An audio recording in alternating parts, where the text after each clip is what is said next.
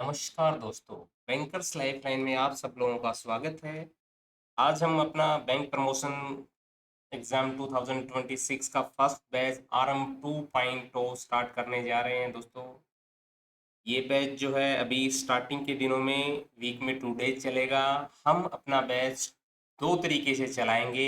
एक हमारा detail classes होंगी जैसे आज होने वाली है, और एक हमारा जो सीरीज चलेगी 10 मिनट खल्लास सीरीज चलेगी, जिसमें सीधी बात नो बकवास, 10 मिनट में टॉपिक खलास। यानी 10 मिनट में हम कोई भी टॉपिक हो उसे 10 मिनट में ख़त्म कर देंगे।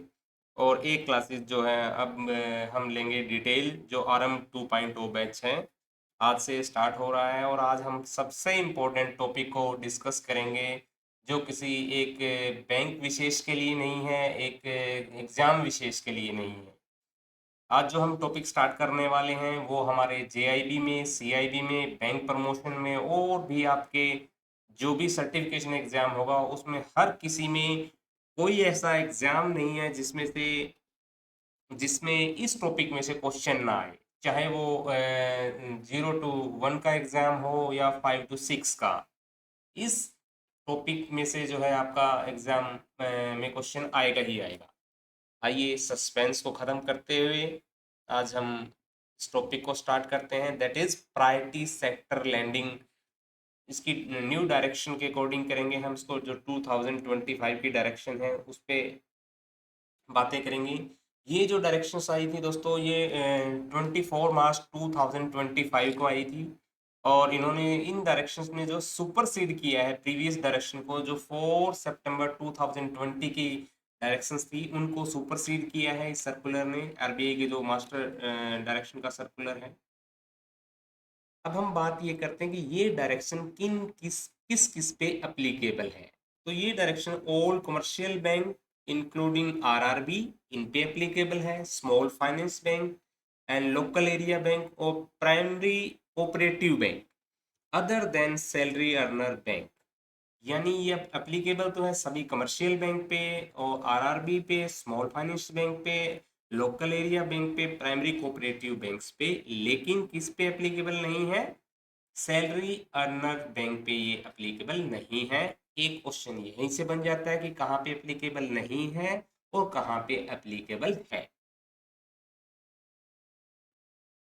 आरबीआई जो है टाइम टू टाइम अपनी इंस्ट्रक्शंस या गाइडलाइन हमें देता रहता है related to priority sector lending.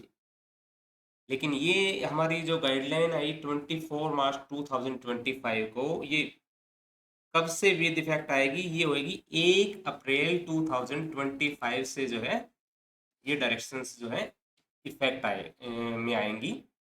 ये क्वेश्चन पूछा जा सकता है आपको कि ये डायरेक्शन कब से विद इफेक्ट फ्रॉम कब से होंगी, तो दैट इज 1 अप्रैल 2025। ऐसा ना हो कि आप इस सर्कुलर की डेट देख के वही डेट लिख दें। हो सकता है कि आपके 4 से 5 जो ऑप्शन होते हैं, हो सकता है ऑप्शन में एक 24 मार्च 2025 भी हो। तो फर्स्ट स्लाइड से हमने सीखा कि ये डायरेक्शन जो है जो रिवाइज मास्टर डायरेक्शन है प्रायोरिटी सेक्टर लैंडिंग की, दैट इज बेस्ड ऑन 2025। इसका सर्कुलर इश्यू किया आरबीआई ने 24 मार्च 2025 को। किन किन पे एप्लीकेबल है? सभी कमर्शियल बैंक पे including RRB, small finance bank, local area bank, primary urban cooperative bank पे। और किस पे एप्लीकेबल नहीं है? सैलरी अर्नर बैंक पे एप्लीकेबल नहीं है। और ये कब से इफेक्ट होंगी गाइडलाइन? 1 अप्रैल 2025 से। कौन सी डायरेक्शंस को इसने सुपरसीड किया? इसने किया 4 सितंबर 2020 की जो गाइडलाइन थी उसको सुपरसीड किया।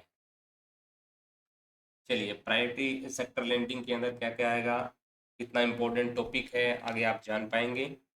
वाई पीएसएल, यानी ये प्रायोरिटी सेक्टर लेंडिंग की जरूरत ही क्यों पड़ी? देखिए, टॉपिक आपको यूट्यूब पे बहुत मिल जाएंगे, लेकिन आज जो मैं आप लोगों को पढ़ाने वाला हूँ वो आप कितना भी स्क्रॉल कर लीजिए, इतनी डिटेल से आपको कोई नहीं पढ़ाएगा, कहीं नहीं मिलेगा आपको। हो सकता है कि कहीं पे 10-10, 12-12 हज़ार रुपये फीस लेकर भी आपको जो है पढ़ाया जा रहा हो, लेकिन इतनी डिटेल, इतना बेसिक और इतना अपडेट आपको कहीं नहीं मिलेगा, ये मैं आपको चैलेंज करता हूँ।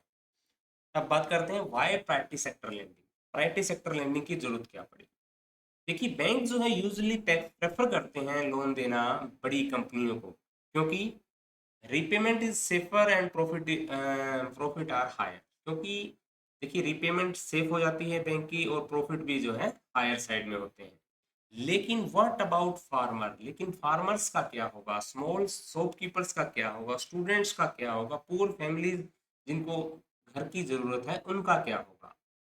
इसलिए जो है प्रायोरिटी सेक्टर की गाइडलाइन आई। हालांकि इनकी क्रेडिट वर्थी तो है, ये ऊपर जो कैटेगरी मैंने यहाँ लिखी है, लेकिन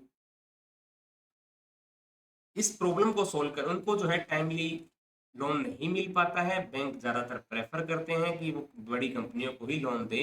इसलिए जो है इस प्रॉब्लम को सोल्व करने के लिए आरबीआई ने इंट्रोड्यूस किया है प्रायोरिटी सेक्टर लेंडिंग का concept.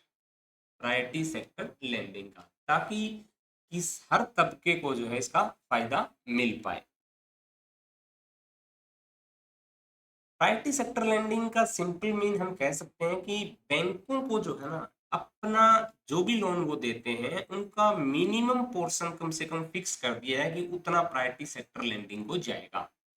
PSL simple mean that bank are required to give a fix minimum portion, यानी कोई फिक्स मिनिमम पोर्शन देना है उनको अपने लोन का, that are very important of India development but often ignore. लेकिन उन सेक्टर की बात हो रही है यहाँ पे जो बहुत ज़्यादा इंडिया के लिए इम्पोर्टेंट है, लेकिन इंडिया के डेवलपमेंट के लिए इम्पोर्टेंट है, लेकिन उसको इग्नोर किया जाता है। तो यानी उनके लिए जो है एक फिक्स पोर्शन कर दिया गया कि इतना उनको मिलेगा ही मिलेगा।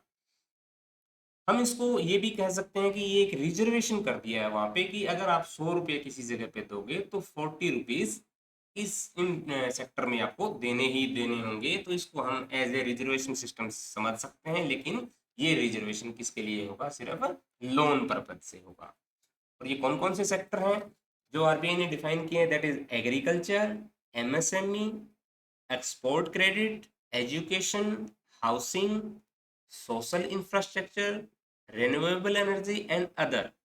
इस तरीके से जो है 8 सेक्टर जो है आरबीआई ने डिफाइन किए हैं कि यहाँ यहाँ पे आपको जो है प्रायोरिटी सेक्टर के अंदर कुछ फिक्स पोर्शन आपको देना होगा।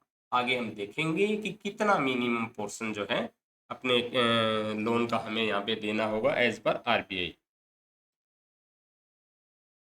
RBI set has set target. RBI ने एक टारगेट सेट कर दिया है। For example, commercial bank must have give 40% of their ANBC and COBSC whichever is higher। यानी आपको ANBC और COB का जो भी ज्यादा होगा उसका 40% आपको जो है प्रायोरिटी सेक्टर लैंडिंग के अंदर देना है। This ensure money flow to the right place. तो ये इससे जो है एक इंश्योर हो जाएगा कि ये हमारा जो पैसा सही डायरेक्शन में जा रहा है। एग्जाम्पल के तौर पे अगर एक बैंक 100 करोड़ रुपए का लोन देता है तो उसमें से 40 करोड़, ये बोला था ना यहाँ पे 40% ऑफ ANBC और COB, तो हमें ANBC और COBSC जो है आगे डिस्कस करेंगे। तो अगर 100 करोड़ का लोन जो है एक बैंक दे रहा है तो उसका 40% यानी एटलीस्ट 40 करोड़ जो है वो प्रायोरिटी सेक्टर लेंडिंग के अंदर जाना चाहिए। जैसे कि अभी हम पीछे डिस्कस करके आए कि कौन कौन से प्रायोरिटी सेक्टर है, फार्मर है, स्मॉल बिजनेस है, स्टूडेंट है, हाउसिंग है, यहाँ पे जो है आपको देना है। अब बाकी 100 में से 40 यहाँ पे दे दिया इन्होंने प्रायोरिटी सेक्टर में जो इंडिया की डेवलपमेंट के लिए बहुत ज़्यादा ज़रूरत है। तो बाकी 60 बचे जो 60 करोड़ है वो आप कॉरपोरेट इंडस्ट्रीज कहीं भी दे सकते हैं, उसमें आरबीआई को कोई प्रॉब्लम नहीं है। लेकिन अगर आरबीआई यहाँ पे प्रायोरिटी सेक्टर के लिए मिनिमम पोर्शन अगर नहीं मांगता है और नहीं डिसाइड करता है तो हो सकता है बैंक अपने प्रॉफिट के लिए वो सारा का सारा पैसा जो है कॉरपोरेट या इंडस्ट्री को दे दे। इसलिए जो है ये डायरेक्शन जरूरी थी। अब हम बात करते हैं कि यहाँ पे कौन कौन सी कैटेगरी है, उनके टारगेट और सब टारगेट क्या है। ये स्क्रीन आप देख लीजिए दोस्तों, इसका स्क्रीनशॉट ले लीजिए, बहुत ही ज़्यादा इंपॉर्टेंट है। मैंने आपको इजी से इजी समझाने के लिए जो है इसको एक टेबल के अंदर सारे फिगर को प्लेस कर दिया गया है। एक एक करके हम जो चीज़ों को समझेंगे। DCB यानी domestic commercial bank and foreign bank with greater than equal to 20 branches. यानी डोमेस्टिक कमर्शियल बैंक तो सभी हैं, डोमेस्टिक कमर्शियल बैंक की बात हो रही है यहाँ पे, और फॉरेन बैंक वो जिनकी 20 या उससे ज्यादा ब्रांचेस हैं, वो इस फर्स्ट कैटेगरी के अंदर आएंगे। नेक्स्ट कैटेगरी कौन सी है दोस्तों? नंबर 1 कैटेगरी ये होगी। Number 2 foreign bank with less than 20 branches. पहले वाली जो कैटेगरी थी वो थी domestic commercial bank and foreign bank greater than equal to 20। जो less than equal to 20 foreign bank है उसकी सेकंड कैटेगरी हुई। नंबर 3 कैटेगरी के अंदर हुए RRB regional rural bank. Number 4th category हुई स्मॉल फाइनेंस बैंक। और नंबर 5 के अंदर अर्बन कोऑपरेटिव बैंक्स। ये 5 तरह की कैटेगरी कर दी है। अब हम बात करते हैं कि ओवरऑल प्रायोरिटी सेक्टर टारगेट कितने हैं। फिर हम बात करेंगे उसके अंदर से ओवरऑल में से एग्रीकल्चर का टारगेट कितना है, माइक्रो इंटरप्राइजेस का टारगेट कितना है, वीकर सेक्शन का टारगेट कितना है। अगर हमने इतनी चीजें याद कर ली तो यहाँ से आपके एग्जाम में 1 से 2 क्वेश्चन मिल ही जाएंगे दोस्तों। अब इनके अंदर अनंत भंडार है, जो मैं आपको आगे की स्लाइडें कराऊंगा उसमें एक एक पॉइंट को क्लियर करेंगे। इसीलिए मैंने आपको बोला है कि ये हमारी डिटेल क्लास है, जो इतना डिटेल में कहीं भी नहीं पढ़ाया गया होगा आपको। तो डोमेस्टिक कमर्शियल बैंक और फॉरेन बैंक की 20 और मोर ब्रांचेस है, उनका overall priority sector lending target is 40%। अभी सिर्फ इतना याद रखिए आप कि उसका टारगेट कितना है, 40%। इसका 40% धीरे धीरे करके कराएंगे। Foreign bank with less than 20 branches, उनका भी ओवरऑल टारगेट कितना है, 40%, सेम है। RRB का जो है ओवरऑल प्रायोरिटी सेक्टर टारगेट कितना है, 75%। देखिए RBI का ये कहना है कि RRB जो है ग्रामीण ब्रांचेस हैं, उनका ज़्यादा फोकस जो है किसानों को ऋण देना और है, तो इसलिए जो है इसका टारगेट RRB ने बढ़ा दिया है। बढ़ा दिया का मतलब पहले से भी चला आ रहा है, तो उनको ज़्यादा ध्यान देना है प्रायोरिटी सेक्टर पे। इनको जो है प्रायोरिटी सेक्टर के उत्थान के लिए इनका जो है बनाया गया है इन RRB को, इसलिए इसका ज़्यादा टारगेट है। स्मॉल फाइनेंस बैंक का टारगेट है 60%। ये पहले कुछ और था जब डायरेक्शंस आई थी, उसके बाद जून में चेंज होके 60% कर दिया गया है। अगर आप पुराने डायरेक्शन पढ़ रहे हैं तो अपनी चेंज कर लीजिए। तो ये target is 60%। Urban cooperative bank का टारगेट भी कितना है दोस्तों, 60%। यानी मैं कहूँ डोमेस्टिक कमर्शियल बैंक और फॉरेन बैंक विद 20 और more branches target is 40%। Foreign bank with less than 20 branch, इनका overall priority sector lending target is 40%। RRB का target is 75%। Small finance bank का इज 60% और अर्बन कोऑपरेटिव बैंक का is 60%। ये दोनों same हो गए दोस्तों, ये दोनों सेम हो गए और RRB का थोड़ा ज़्यादा। अब बात ये करते हैं कि 40% है किसका। तो ये 40% यहाँ पे हैश का निशान लगा दिया। अब नीचे पढ़ेंगे हम हैश के निशान को। ये 40% ऑफ ANBC और CEOBE। ANBC होता है adjusted net bank credit. Adjust, ये एक फुल फॉर्म भी आ सकती है आपको ANBC की, एडजस्टेड नेट बैंक क्रेडिट। यानी ये फंड बेस एक्सपोजर जो होता है ये उसका। और COB credit equivalent of of site balance sheet exposure. CEOBE को CEOBSEB कई जगह लिखा जाता है, तो आप इसमें कंफ्यूज मत होइएगा। CEOBE का फुल फॉर्म है credit equivalent of balance sheet exposure. यानी जो नॉन फंड बेस्ड एक्सपोजर होता है उसका, या फंड बेस्ड एक्सपोजर जो होता है उसका, जो दोनों में से हायर होगा उसका 40% हमारा जो है टारगेट होगा प्रायोरिटी सेक्टर लेंडिंग का टारगेट। यहाँ पे एक बात क्लियर कर दूं मैं आपको। मान लीजिए ANBC होता है नेट बैंक क्रेडिट, यानी एडजस्ट करने के बाद का प्रॉफिट होता है। ANBC is basically total loan given by the bank. Net bank यानी कुछ एडजस्टमेंट करने के बाद जो लोन बच जाता है, नेट बैंक क्रेडिट। इसमें से कुछ प्लस माइनस होते हैं, ये हम लास्ट में डिस्कस करेंगे कि ANBC निकलता कैसे है। तो आप ये समझ लीजिए कुछ एडजस्टमेंट करने के बाद जो नेट बैंक क्रेडिट होता है वो होता है एएनबीसी। आरबीआई यूज करता है एएनबीसी को डिसाइड करने के लिए कि प्रायोरिटी सेक्टर के अंदर कितना पैसा देना है। अगर मैं ये कहूँ कि एएनबीसी जो है 200 है, किसी बैंक के पास एएनबीसी कितना है 200 है और सीईओबीज 100 है, तो मैंने क्या बोला इसका 40% आपको देना है। तो जो दोनों में हायर होगा, अगर ये 200 है वो 100 है, तो उसका 40% किसका ज्यादा होगा एएनबीसी का।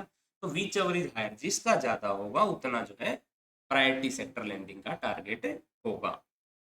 ये यहाँ पे आपको जब भी ऑप्शन आएगा तो which ever is lower, which ever is equal, which ever is lesser, which ever is greater, तो आपको याद रखना है विच एवर इज हायर। मैं यहाँ पे ये तीर का निशान लगा देता हूँ ताकि आपको कहीं भी कंफ्यूजन ना हो, और जब भी क्वेश्चन आएगा आप फटाक से हायर वाला ऑप्शन लगाएंगे। अभी मैं आपसे पूछूं कि डोमेस्टिक कमर्शियल बैंक में प्रायोरिटी सेक्टर लेंडिंग का ओवरऑल टारगेट क्या है, तो आपका जवाब होना चाहिए 40% ऑफ एएनबीसी और सीईओबीई विच एवर इज हायर। इसी तरीके से foreign bank with less than 20 branches का मैं कहूँ कितना टारगेट है, तो आपका आंसर होगा 40% ऑफ एएनबीसी और सीईओबीई whichever is higher. RRB का कितना टारगेट होगा, तो दैट इज 75% ऑफ एएनबीसी और C E O B whichever is higher. Small finance bank का टारगेट कितना होगा 60% ऑफ एएनबीसी और सीईओबीई whichever is higher. Urban cooperative bank का टारगेट कितना होगा 60% ऑफ एएनबीसी और सीईओबीई विच एवर इज हायर। अब हम बात करते हैं एग्रीकल्चर सब टारगेट की बात कर लेते हैं, ये तो ओवरऑल टारगेट हुआ। अब हम बात करते हैं सब टारगेट की, सब टारगेट कितने हैं। तो इसमें 40% में एग्रीकल्चर के टारगेट इज 18% है, साथ में लगा हुआ तो आपको पता ही है क्या बोलना है। 18% ऑफ एएनबीसी और सीईओबीई विच एवर इज हायर, यानी 40% में डोमेस्टिक और greater than 20 equal to 20 branches of foreign bank है, उनके टारगेट एग्रीकल्चर के हैं 18%। लेकिन फॉरेन बैंक जिसकी लेस देन 20 ब्रांचेस है, आरबीआई का कहना है कि आपकी प्रेजेंस बड़ी कम है, इसलिए आपको इसका कोई स्पेशल टारगेट नहीं दिया है। इसी तरीके से आरआरबी का टारगेट कितना है 18% ऑफ एएनबीसी और COB whichever is higher. Small finance bank का भी टारगेट कितना है 18% ऑफ एएनबीसी और COB whichever is higher. लेकिन यूसीबी अर्बन कोऑपरेटिव बैंक को इस तरह का यहाँ टारगेट नहीं दिया है। एक और बात यहाँ पे छूट गई हमसे, आरआरबी के अंदर यहाँ पे मैंने 75% में एक कंडीशन और लगाई हुई है। इसी तरीके से जो है फॉरेन बैंक में भी ये डॉलर की एक कंडीशन लगाई हुई है। ये जो है हम नेक्स्ट स्लाइड में पढ़ेंगे कि ये कौन सी कंडीशन है। देखिए यहाँ पे फॉरेन बैंक जो है लेस देन 20 ब्रांचेस है, इसमें एक कंडीशन तो ये है कि 40% of A N B C C O B whichever is higher, ये तो क्लियर होगी सभी को। लेकिन एक इसके साथ एक और कंडीशन भी इसके साथ में है, आउट ऑफ विच, यानी इस 40% में से 32% can be in the form of export credit. जिसकी ब्रांचेस लेस देन 20 फॉरेन बैंक की ब्रांचेस लेस देन 20 ब्रांचेस है, तो उनको इसमें से अप टू 30% यानी मैक्सिमम 32% तक एक्सपोर्ट क्रेडिट में यूज कर सकता है। And not less than 8% can be in the other priority sector, यानी मैक्सिमम 32% वहां यूज करे और जगहों पर जो अदर प्रायोरिटी सेक्टर लेंडिंग है वो 8% से कम ना करे। मिनिमम 8% जो है अदर यूज करनी है। इसी तरीके से हम बात करते हैं आरआरबी की। आरआरबी में क्या करना है दोस्तों, एट द रेट जहां पे जो लिखा हुआ है, इसमें आरबीआई ने बोला है कि आपको जो है 75% का टारगेट है आपका, लेकिन मीडियम इंटरप्राइजेस सोशल इंफ्रास्ट्रक्चर के अंदर आपको जो है मैक्सिमम 15% ही आप जो है कर सकते हैं। इन दोनों के अंदर मैक्सिमम जो है आप कर सकते हैं 15%। किस किस के अंदर, medium enterprises, social infrastructure and renewable energy के अंदर प्रायोरिटी सेक्टर लैंडिंग का 15% ही कर सकते हैं 75% में से। ऐसा जो कि आरबीआई का ये मानना है, अगर ये रिस्ट्रिक्शन यहाँ नहीं लगाई जाती तो ऐसा ना हो कि आरआरबी जो है सारा पैसा मीडियम इंटरप्राइजेस को दे दे, क्योंकि बड़े बड़े लोन वहाँ पे होते हैं, सोशल इंफ्रास्ट्रक्चर के लोन ही दे दे, रिन्यूएबल एनर्जी, ये 3 बड़े बड़े लोन यहाँ पे होते हैं। तो आरबीआई को लगा कि ये एक जगह ही ना दे दे, इसलिए इन 3 सेक्टर की लिमिट जो है 15%, 15% उन्होंने बोल दिया कि इन 3 सेक्टर के अंदर कौन कौन से बताए मैंने आपको, medium enterprises, social infrastructure and renewable energy, इनमें सिर्फ इसमें से 75 में से 15% ये जो है वो कर सकता है। आइए अब अगली चलते हैं। यहाँ पे हमने देख लिया overall target is 40%, 40%, 75%, 60 and 60। Next हमने देखा था सब टारगेट जो है 18%। यहाँ पे फॉरेन लेस देन 20 ब्रांचेस में कोई टारगेट एप्लीकेबल नहीं है। आरआरबी में 18%, स्मॉल फाइनेंस बैंक में 18%। और यहाँ पे जो है अब एग्रीकल्चर के अंदर इस 18% में और भी सब टारगेट दिए हुए हैं विद इन दिस, ये यहाँ पे ए लगाया हुआ है मैंने, यहाँ पे विद इन दिस टारगेट, इस टारगेट के अंदर यहाँ पे यूसीबी का एग्रीकल्चर का यहाँ पे कोई टारगेट इस तरीके का नहीं है। विद इन दिस टारगेट यानी जो भी डोमेस्टिक कमर्शियल बैंक और equal to greater than 20 branches के फॉरेन बैंक हैं, उनके इस टारगेट के अंदर 14% is prescribe for non cooperative farmers, NCF farmers जिसको बोलते हैं। यानी इस 18% में से 14% तो नॉन कॉर्पोरेट फार्मर को देना होगा। ऐसा ना हो कि 18 का 18 कॉर्पोरेट फार्मर को चला जाए।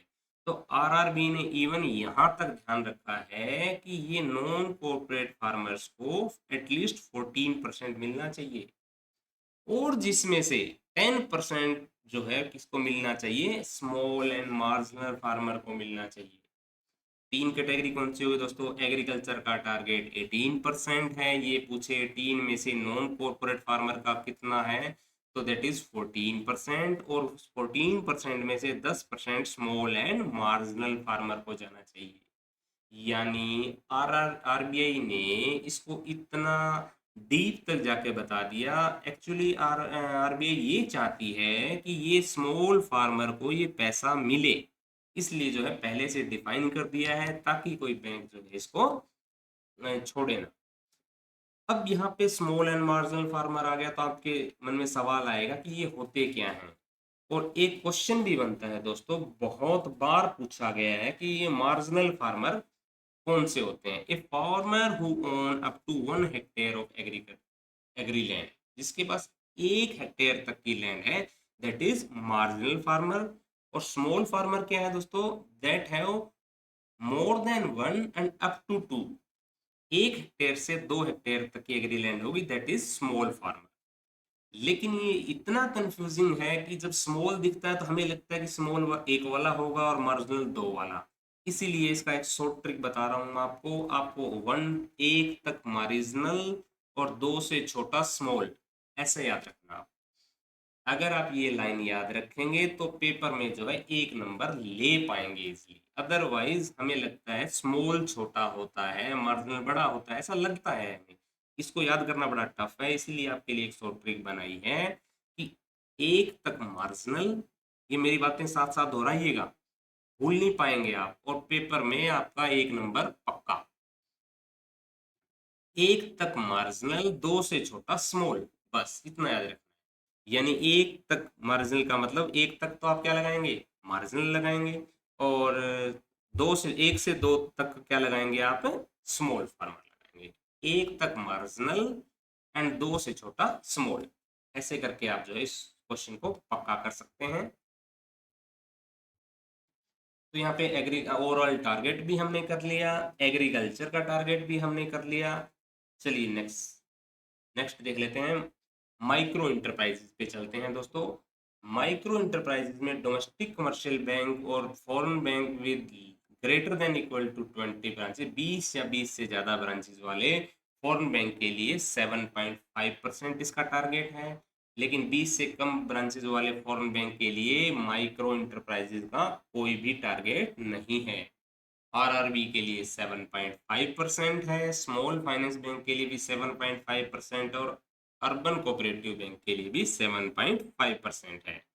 यानी यहाँ पे लेस देन 20 ब्रांचेस के फॉरेन बैंक को छोड़ के सभी के लिए 7.5% है। इसका एएनबीसी और सीईओबी विच एवर इज, बिल्कुल सही, विच एवर इज हायर।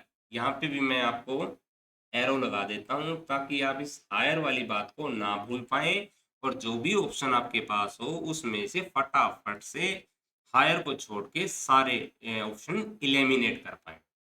ये पेपर जो है एलिमिनेशन का ही कमाल है दोस्तों। अगर आप चार में से कोई भी तीन ऑप्शन एलिमिनेट किसी भी बेसिस पे कर पाए तो आपके जो है पूरे नंबर आएंगे। तो एग्रीकल्चर का टारगेट 18% था दोस्तों, माइक्रो का टारगेट हुआ था 7.5%। इसी तरीके से अब वीकर सेक्शन के टारगेट पे आते हैं। डोमेस्टिक कमर्शियल बैंक और फॉरेन बैंक विद 20 और मोर ब्रांचेस वाले के लिए 12% का टारगेट है दोस्तों। Foreign bank with less than 20 branches वाले के लिए कोई टारगेट नहीं, इसका सिर्फ एक ओवरऑल टारगेट है, बाकी टारगेट नहीं है। आरआरबी का टारगेट बढ़ा के दिया है, जिस तरीके से ओवरऑल इसको बढ़ा के दिया था इसी तरीके से वीकर सेक्शन, क्योंकि ये ग्रामीण हिस्सों में ज़्यादा रहती है, वीकर सेक्शन ज़्यादा रहते हैं, इसीलिए जो है आरआरबी को ये जुम्मा दिया गया है कि आपकी रिस्पॉन्सिबिलिटी थोड़ी सी ज़्यादा बनती है। याद रखिएगा, आरआरबी की रिस्पॉन्सिबिलिटी प्रायोरिटी सेक्टर लैंडिंग के अंदर ज़्यादा बनती है, इसीलिए वहाँ पे 40 के बजाय 75 टारगेट था। इसी तरीके से वीकर का सेक्शन का टारगेट भी 12 की बजाय 15 है। अदर स्मॉल फाइनेंस बैंक का टारगेट भी 12% है और अर्बन कोऑपरेटिव बैंक का भी 12% है। तो फटाफट से एक बार हम रिवाइज कर लेते हैं और फिर हम चलेंगे इसके क्वेश्चन की तरफ।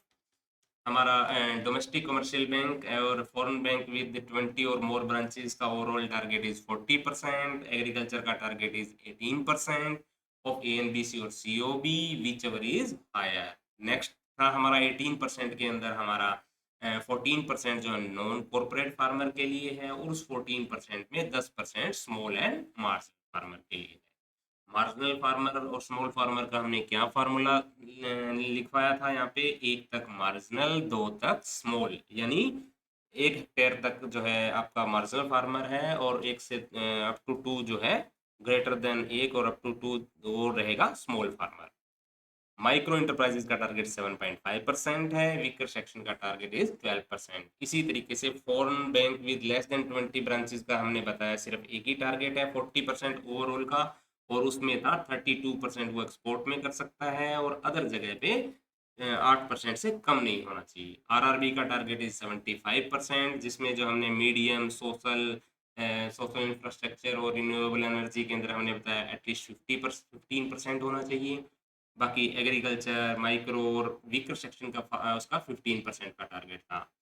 स्मॉल फाइनेंस बैंक का टारगेट ओवरऑल इज 60%, एग्रीकल्चर में इसका है 18%, माइक्रो में 7.5%, वीकर सेक्शन में 12%। अर्बन कोऑपरेटिव बैंक का 60%, माइक्रो का 7.5% और वीकर सेक्शन का 12%। तो दोस्तों मैंने कोशिश की है आप लोगों को ये टेबल पूरी अच्छी तरह से समझाने की। अगर आपको समझ ना आई हो तो इसको आप जो है दोबारा इस वीडियो को देख सकते हैं, और अगर आपको लग रहा हो कि मैं स्लो पढ़ा रहा हूँ तो आप इसकी स्पीड 1.50 कर सकते हैं अगर आपको फास्टर में ये सीखना है तो। मैंने कोशिश की है उस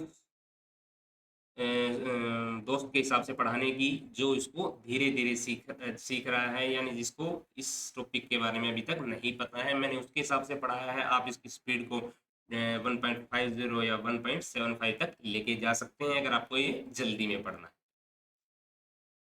है। अगला हमने यहाँ पे एएनबीसी की फुल फॉर्म भी करवा दी थी दोस्तों मैंने आपको, एडजस्टेड नेट बैंक क्रेडिट, और सीईओबी की करा दी थी, credit equivalent two of balance sheet exposure. आइए अब हम इसके क्वेश्चन पे चलते हैं, और उम्मीद करूंगा कि अगर आपको ये बात समझ आई हो तो आप क्वेश्चन का इजली जो है जवाब दे पाएंगे दोस्तों। मैं उम्मीद करता हूँ कि आप लोगों ने इसको बेहतरी से मेरे साथ किया है टॉपिक, और आप लोगों को ये समझ भी आया है, ऐसा मैं उम्मीद करता हूँ आप लोगों से। आइए चलते हैं स्क्रीन पे, और फर्स्ट क्वेश्चन आपकी स्क्रीन पे ये रहा।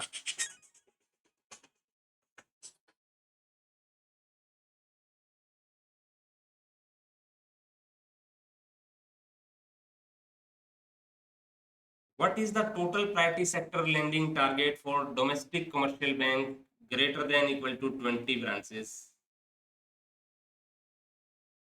यहाँ पे सॉरी, ये एप्लीकेबल नहीं होगी बात, ये लिखने की जरूरत नहीं है। Greater than equal to 20 branches, priority sector lending का टारगेट क्या होगा डोमेस्टिक कमर्शियल बैंक के लिए? First is 40% of A N B C और C O B whichever is lower, 50% of A N B C और C O B S ई, जैसे मैंने बोला था सी ओ बी ई लिखा होता है कई जगह, whichever is higher. Third is 40% of A N B C और C O B whichever is higher, या फिर 45% of A N B C और C O B S E whichever is lower. Your time start now.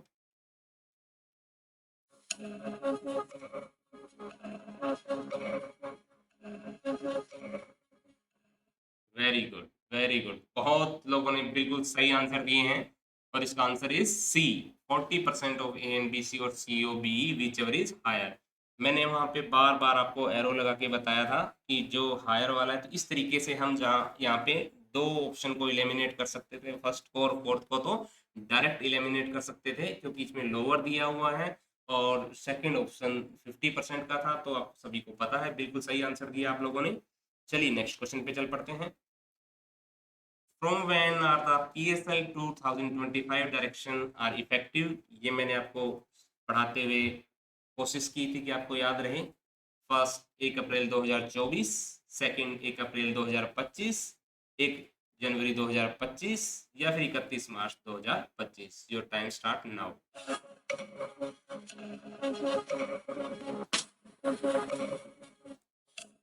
Very good, very good, बहुत ही जबरदस्त, सभी लोगों ने, बिल्कुल सभी लोगों ने इसका सही जवाब दिया है। ऑप्शन बी 1 अप्रैल 2025 बिल्कुल सही जवाब। आइए चलते हैं थर्ड क्वेश्चन पे। What is the priority sector lending target for RRB?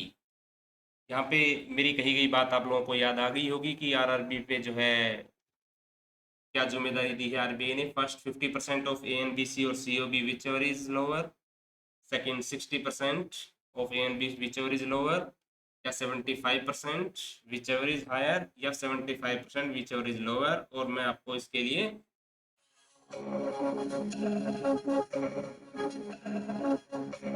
Very good, very good, मैंने आपको बताया था मैं आपको इस तरीके से टॉपिक को करवाऊंगा कि आप क्वेश्चन को देखते ही इलिमिनेट कर देंगे। आज तक के इतिहास में किसी की यूट्यूब पे वीडियो आप देख लें, अगर आपको इलिमिनेशन का तरीका किसी ने बताया हो तो आज ही मेरे चैनल को आप छोड़ के चले जाएं।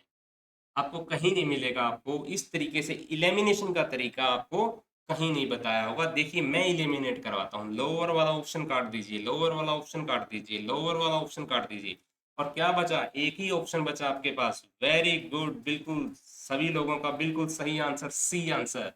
अब तो आप चैनल को सब्सक्राइब करना पड़ेगा दोस्तों, इतना बढ़िया तरीके से आप लोगों को करवा दिया है कि आपको खुद भी सब्सक्राइब कीजिए और औरों को भी करवाइए। जो भी इसकी तैयारी कर रहा है, मैं मानता हूँ कंपटीशन आप लोगों का बढ़ेगा, लेकिन जब नॉलेज की बात होती है तो हमें सबके साथ शेयर करना चाहिए। नेक्स्ट क्वेश्चन पे चलते हैं। आरआरबी के लिए within overall priority sector lending target medium enterprises, social infrastructure और renewable energy shall be renoved for priority sector achievement up to, कितने परसेंट तक उनको इन तीन एरिया में कर सकते हैं वो? 20%, 10%, 25%, या फिर 15%?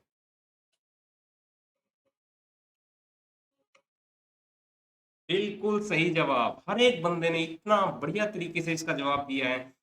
कुछ तो यहाँ पे जो है सीधा इलिमिनेशन करने लगे, सीधा ही इलिमिनेशन करने लगे, बहुत बेहतरीन। फर्स्ट और सेकंड ऑप्शन को तो आपने एकदम देखते ही इलिमिनेट कर दिया, बहुत सही, डी आंसर।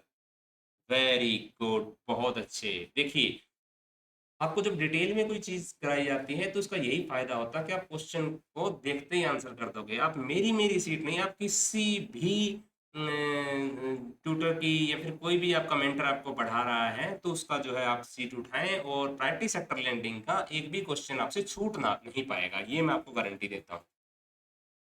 चलिए नेक्स्ट क्वेश्चन पे चलते हैं। एग्रीकल्चर सब टारगेट फॉर डोमेस्टिक बैंक, उनके जो है एग्रीकल्चर के सब टारगेट क्या हैं? 10%, 12%, 18% या 20%?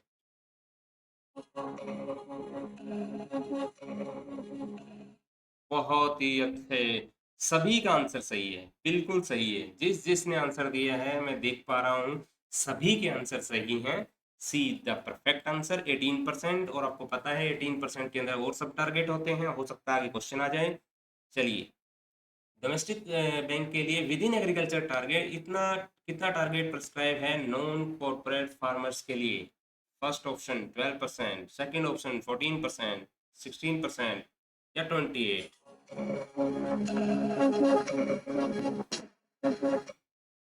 Very good, very good. देखिए कितनी बढ़िया तैयारी होगी आप लोगों की। एक भी क्वेश्चन अभी तक जो है किसी ने गलत आंसर नहीं दिया है, और मैं यही उम्मीद करता हूँ, इतना बढ़िया तरीके से आपको पढ़ाया है, और मैं उम्मीद भी करता हूँ कि सिर्फ यहीं पे रोक ना करें आप, जो है फाइनल एग्जाम जब होगा वहां भी आप रोक करें, क्वेश्चन को देखते ही एलिमिनेशन करके फटाक से आंसर सही देंगे। देखिए next, within non corporate farmers जो है NCF, what is the target for small and marginal farmer as per latest guideline? इनका कितना हिस्सा रहेगा? 10%, 12%, 15 या 14? जल्दी से जवाब दीजिएगा।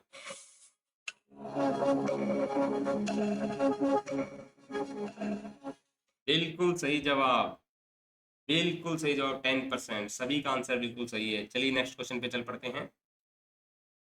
Micro enterprises target for small finance bank के लिए क्या रहेगा? माइक्रो इंटरप्राइजेस का टारगेट क्या रहेगा? इलेमिनेशन कीजिए और आगे बढ़िए।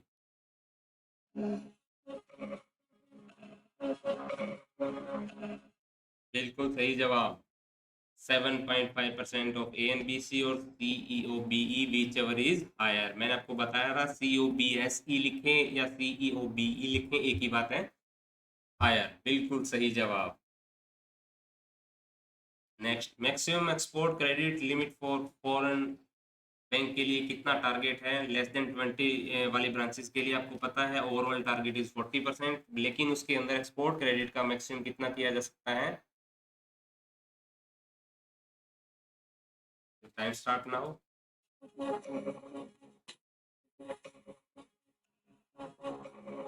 बिल्कुल सही जवाब, 32%, विच एवर इज हायर। बिल्कुल सही। यहाँ पे जो है आपको पता ही था कि 8% से कम दूसरे जगह नहीं कर सकते, तो इसका मतलब 32% कर सकते हैं। Next, total private sector lending target for urban cooperative bank का टोटल टारगेट कितना था?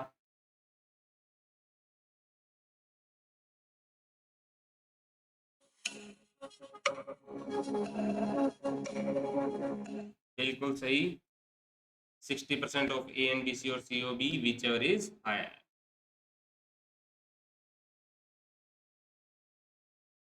ए एन बी सी की फुल फॉर्म पूछिए दोस्तों आपसे, अभी हमने बताया था।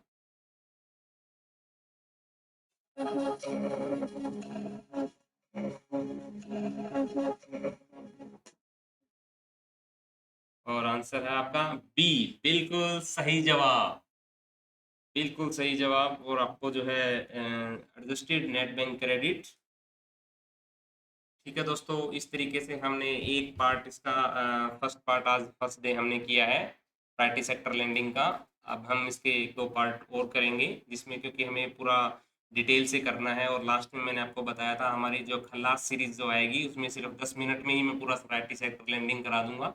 लेकिन मैं चाहता हूँ कि यहाँ पे आप जो है डिटेल में इसको पढ़ें, ताकि और कहीं ना पढ़ पाएँ तो इस चैनल से आप जे बी सी आई बी बैंक प्रमोशन जो है हर तरीके से आप जो है सफल हों इसमें। थैंक यू दोस्तों। अगर आपको ये बेनिफिशियल लगा मेरा सेशन, तो आप इसको लाइक सब्सक्राइब और शेयर करना अपने दोस्तों के साथ ना भूलें। और आपका सजेशन और फीडबैक का मैं ऑलवेज वेलकम करता हूँ। आपका जो है हर एक कमेंट और फीडबैक मेरे लिए मैटर करती है। Together we learn, together we grow. हम एक साथ सीखेंगे और आगे बढ़ेंगे। नमस्कार दोस्तों।